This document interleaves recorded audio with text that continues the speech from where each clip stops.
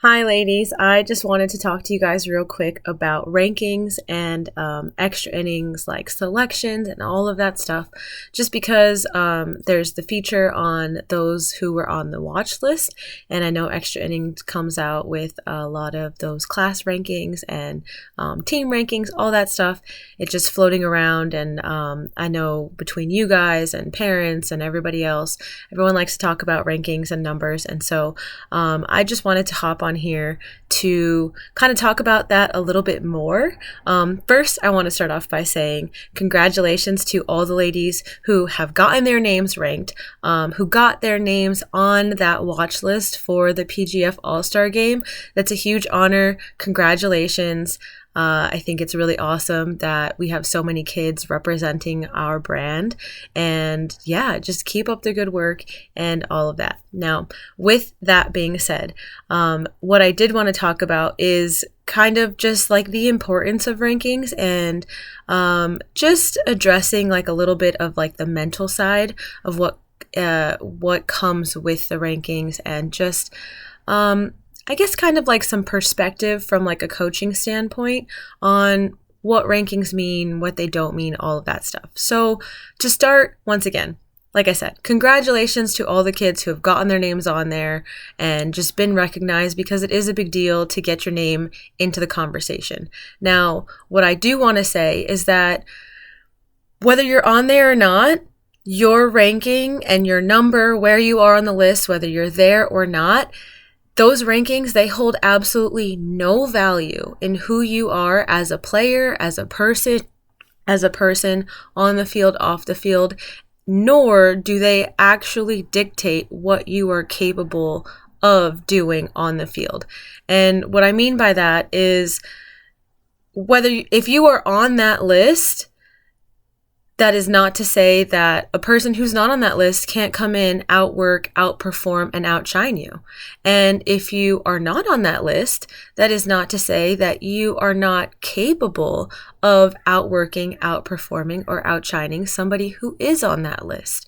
And I like to think of it like when you're going into college, or I guess for you guys in high school right now, I'm not really sure, how your high schools work, but at least for college, it's like if you're a freshman coming in and you're an outfielder and you're gunning for the starting left fielder's spot as a freshman, and that left fielder has been the starting left fielder since they were a freshman and they're a junior now. So yeah, that junior is the one who's on the list, right? So they have like just a previous resume. That doesn't mean that just because that junior has been there for 3 years starting in that position, that you can't come in and outwork that person and take that spot from them. That's not, yeah, I mean, it is possible. And I say that as a person who came into a program as a college freshman, and I took the starting left fielder's position and she was a junior.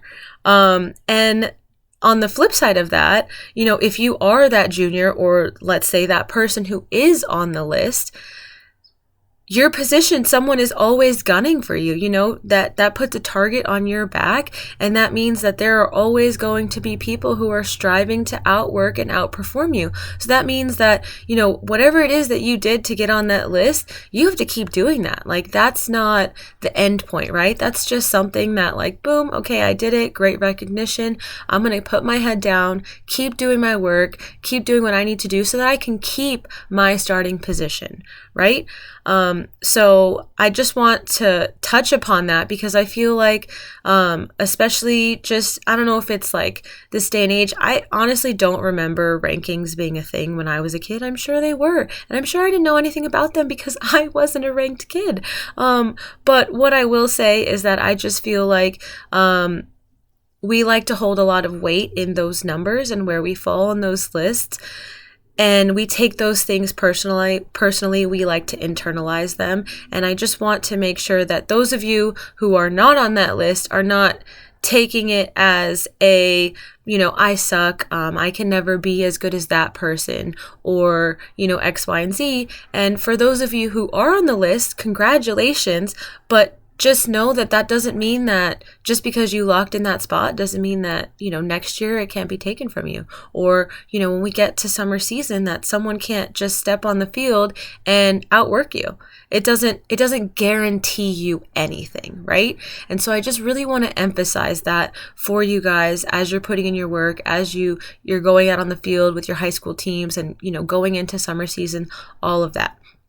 Now, with that piece being said, I do want to say that being on those lists and getting your name out there, it is important for reasons outside of dictating what you're actually capable of on the field.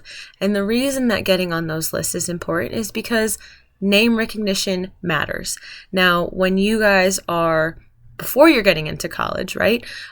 Before you're recruited, before, you're going into the recruiting process, getting on those lists is important because it gives you name recognition.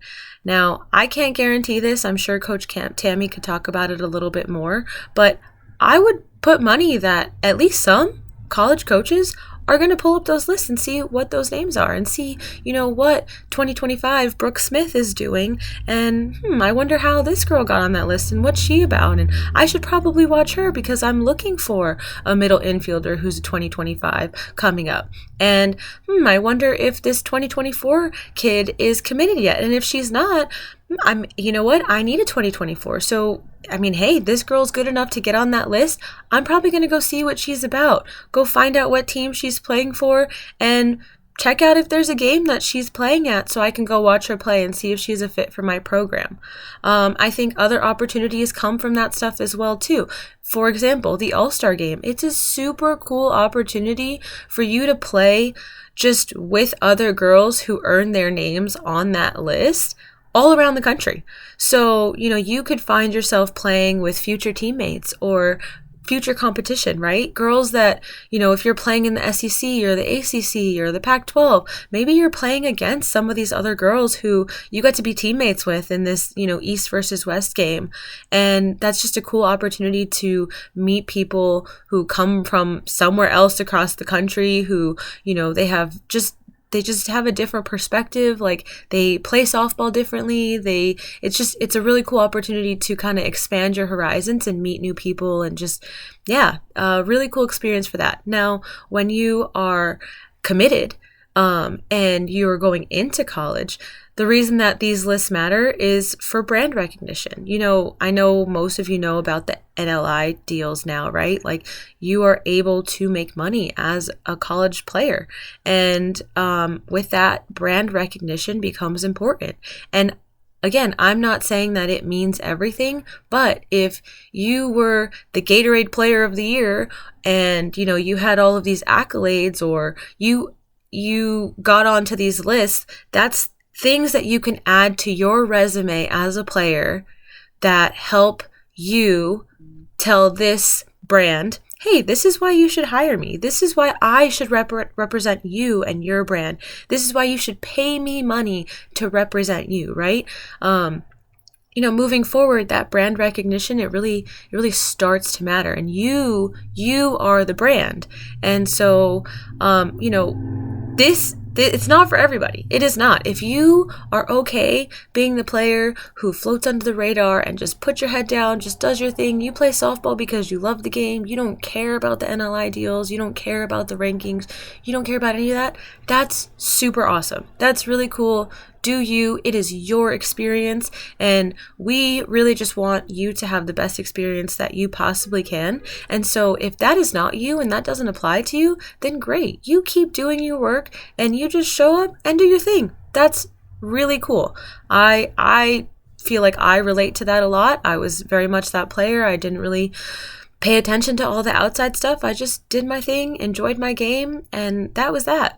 But if you are that person, if you are that player, you are looking to build a brand and just kind of get the most out of it that you possibly can, and maybe take it further than just college, then this kinds of stuff, it does matter to an extent, right? Now, I just one more time want to emphasize that none of it relates to what you are capable of on the field.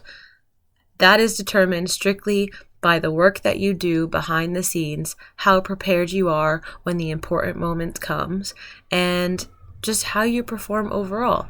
And, your performance isn't always completely indicative of the work that you've been putting in. A lot of times it takes time to get the traction that you want to get, that you're working for. And all I can say is to keep doing the work and keep trusting the process, and the momentum is going to come.